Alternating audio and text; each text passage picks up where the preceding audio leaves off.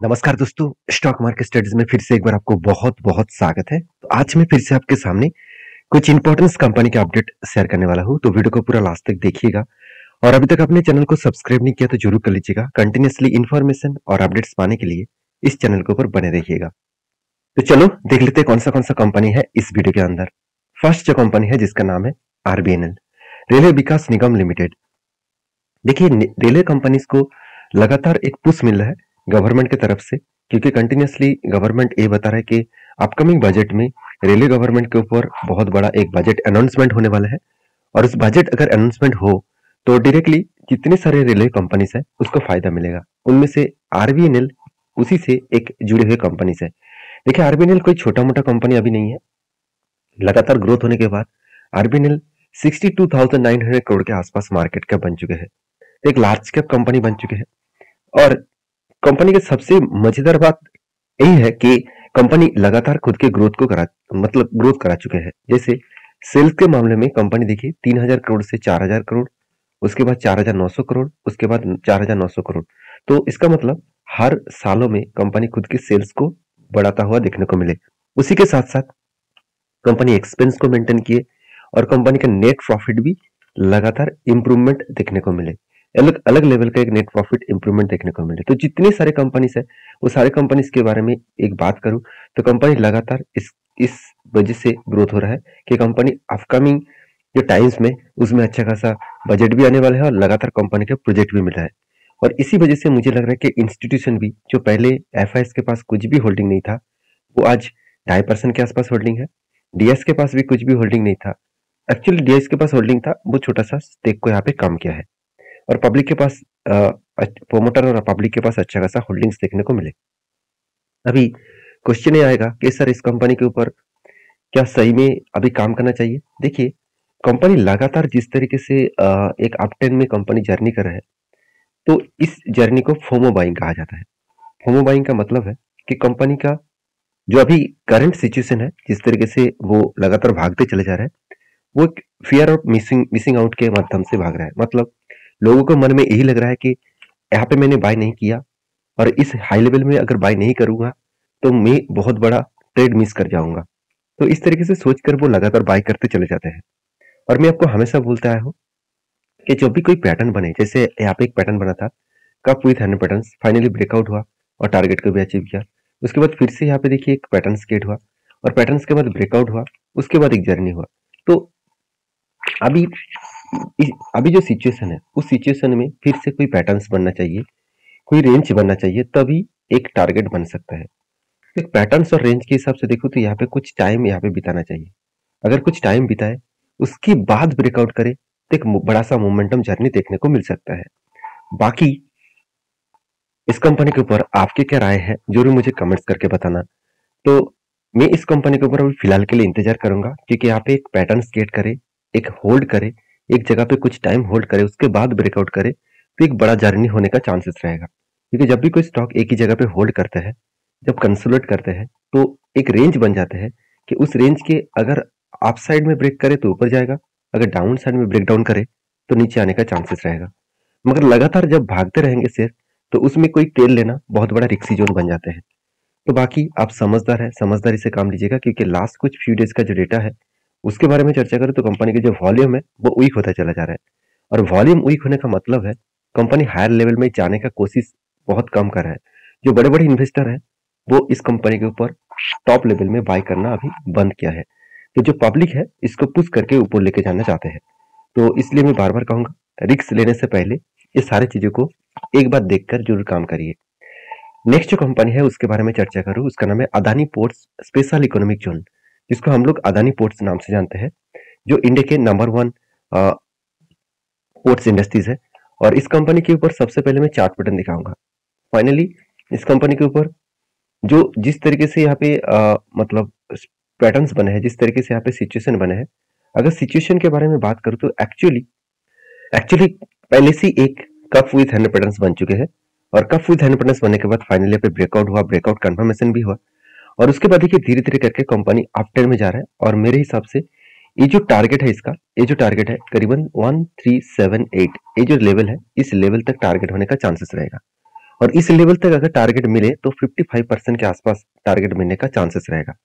तो मेरे हिसाब से इस पॉइंट ऑफ व्यू से आपको जरूर देखना चाहिए कि कंपनी किस तरीके से यहाँ पे ग्रोथ कर रहा है। तो क्या सही में ग्रोथ हो रहा है कि इतना बड़ा जर्नी यहाँ पे देखने को मिल चुका है? तो चलो वो भी मैं आपको दिखा देता हूँ। अगर मैं इस कंपनी के क्वार्टरली रिजल्ट के बारे में चर्चा करूँ तो देखिए सितंबर 2020 में 2900 करोड़ था, उसके बाद 3900 करोड़ बना, उसके बाद 5200 करोड़, अभी 6600 करोड़। तो कोई भी एक सालों में आपको ये नहीं दिखेगा कि कंपनी सेल्स कम कर रहा है। तो सेल्स लगातार बढ़ाते चले जा रहे हैं। एक्सपेंस को कंपनी मेंटेनेंस किए, उस बेसिस में नेट प्रॉफिट वो भी आप देखेंगे तो नेट प्रॉफिट भी लगातार बढ़ता हुआ देखने को मिले। 1300 करोड़, 1000 करोड़, उसके बाद 1700 करोड़, उसके बाद 1700 करोड़। तो कंपनी अलग लेवल का ग्रोथ कंटिन्यूसली कर रहा है। जो लोग सोच रहे थे कि हिंडनबर्ग के रिपोर्ट के बाद कंपनी खत्म हो जाएगा, बर्बाद हो जाएगा, उसके लिए मैं बता दूं कंपनी ज्यादा कर्जा ना लेकर काम कर रहा है। कंपनी का जो कर्जा है मैं एक बार आपको दिखा दूं, कंपनी के डेप्थ ऑफ इक्विटी जो है वो 1% के आसपास है। तो बाकी जो अदानी ग्रुप की कंपनी है उसमें बहुत ज्यादा डेप्थ है। तो कंपनी एक लेवल के हिसाब से कंपनी डेप्थ को मेंटेन किया। हाँ, मान लेता हूँ कंपनी की जितना डेप्थ है उतना ही कंपनी का रिजर्व है। रिजर्व और डेप्थ सेम टू सेम चल रहा है, तो थोड़ा सा यहाँ पे रिक्सी जोन तो है। फिर भी कंपनी 1% डेप्थ लेके चल रहा है, कोई बात नहीं, कंपनी अच्छा खासा यहाँ पे ग्रोथ करने का पोटेंशियल रखते हैं। सबसे मजेदार बात यही है कंपनी CWIP मतलब कैपिटल वर्किंग इन प्रोसेस में कंपनी अच्छा खासा पैसा लगाया, अच्छा खासा। इस बार हाईएस्ट पैसा इन्वेस्ट किया करीबन 8700 करोड़ के आसपास। उसी तरीके से अगर मैं कंपनी के ट्रेड पेबल के बारे में बात करूं तो कंपनी इस बार हाईएस्ट प्रोजेक्ट भी मिला करीबन 3290 करोड़ के आसपास। जब इतने सारे पॉजिटिव पॉइंट्स है तो उस कंपनी के ऊपर कुछ ना कुछ तो बड़ा धमाका होगा। तो जब जब ट्रेड बना था तो मैं इस कारण के वजह से ट्रेड लिया कि कंपनी के ऊपर अच्छा खासा एक पॉइंट ऑफ व्यू से देखा है तो अच्छा खासा ग्रोथ देखने को मिला था। उसके साथ साथ इंस्टीट्यूशन भी इस कंपनी के ऊपर कंटिन्यू कर रहा था। अगर इंस्टीट्यूशन इस कंपनी के ऊपर कंटिन्यू ना करते तो मैं इसके ऊपर ट्रेड में नहीं लेता। तो बाकी आप इस कंपनी के ऊपर क्या राय रखे हैं जरूर कमेंट्स करना। मेरा जो टारगेट लेवल है वो मैं आपके साथ शेयर किया हूँ। और हाँ, ये टारगेट मैं आपको नहीं दे रहा हूँ क्योंकि हर किसी का अलग अलग ओपिनियन है। अगर आपको काम करना है तो आपको खुद की रिसर्च करके खुद के एडवाइजर के हिसाब से एडवाइजरी के पास से मतलब अपडेट लेने के बाद ही काम करिए। ब्लाइंडली किसी कंपनी के ऊपर काम मत करिए। और वीडियो में जानकारी अच्छा मिला है तो प्लीज एक लाइक करिए, दोस्तों के साथ भी शेयर करिए। तो चलो नेक्स्ट जो कंपनी है उसके बारे में जान लेता हूँ। तो नेक्स्ट जो कंपनी उसका नाम है आरती ड्रग्स। तो आरती ड्रग्स देखिए 4600 करोड़ के आसपास इसका मार्केट कैप है, छोटा सा कंपनी है। फिर भी इस कंपनी में दम है आगे बढ़ने का क्योंकि इस कंपनी एपीआई के ऊपर काम करते हैं। एपीआई का मतलब है एक्टिव फार्मास्यूटिकल इंग्रेडिएंट। तो एक्टिव फार्मास्यूटिकल इंग्रेडिएंट के ऊपर काम कर रहे हैं और उसके साथ साथ फार्मा सेक्टर और स्पेशलिटी केमिकल्स के ऊपर भी काम कर रहे हैं। तो कंपनी का पी रेशियो 29 के आसपास है, एकदम सस्ते में है। आरओसी आरओई बेस्ड है, इनकम भी जबरदस्त है। तो कुछ पॉइंट ऑफ व्यू से देखा है तो कंपनी ठीक ठाक परफॉर्मेंस कर रहा है, डेप्थ भी कम है। अगर इस कंपनी के क्वार्टर रिजल्ट के बारे में बात करूं तो पिछले बार 626 करोड़ के आसपास सेल्स हुआ था। इस दिसंबर में वो सेल्स कम होकर 538 करोड़ के आसपास सेल हुआ। मतलब जो सेल्स का आंकड़ा था वो सेल्स का आंकड़ा धीरे धीरे करके बढ़ रहे थे और इस बार कंपनी सेल्स को कम किए। क्यों कम किया? क्या कंपनी के अंदर कुछ प्रॉब्लम है? बिल्कुल नहीं। पूरा के पूरा केमिकल सेक्टर में प्रॉब्लम है, पूरा के पूरा केमिकल सेक्टर का डिमांड कम है, उसके चलते इस कंपनी का सेल्स कम हो चुके हैं। अभी सबसे इंपॉर्टेंट पॉइंट क्या है, कंपनी सेल्स तो कम किया, एक्सपेंस को मेंटेन करने के बाद कंपनी का नेट प्रॉफिट जो यहाँ पे कम हुआ था उसको कंपनी रिकवरी करने की भी कोशिश कर रहा है। उतना ज्यादा लॉसेस कम मतलब प्रॉफिट कम यहाँ पे देखने को नहीं मिला।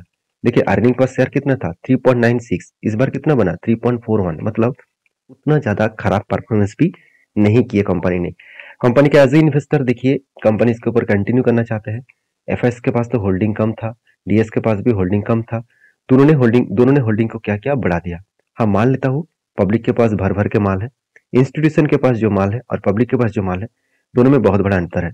और बाकी इस कंपनी के जो टेक्निकली चार्ट पैटर्न्स है उसके बारे में चर्चा करूँ और उससे पहले कंपनी का लास्ट कुछ फ्यू डेज का डेटा दिखा दूं तो कंपनी 40 to 43% के आसपास यहाँ पे डेटा देखने को मिले। तो एक अलग लेवल का डेटा यहाँ पे देखने को मिले है।